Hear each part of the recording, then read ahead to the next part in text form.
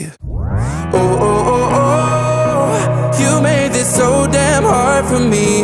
You and your goddamn honesty, it got me thinking.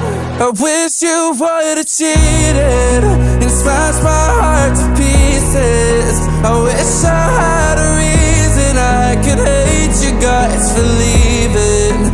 I wish you were the villain, the psycho with no feelings. So how do I move on when you did nothing wrong?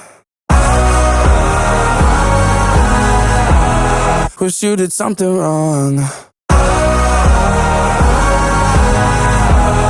but you did nothing wrong. No, it's messed up, kinda bad, but I wish we didn't talk and you just left like that. I'd be angry instead of numb.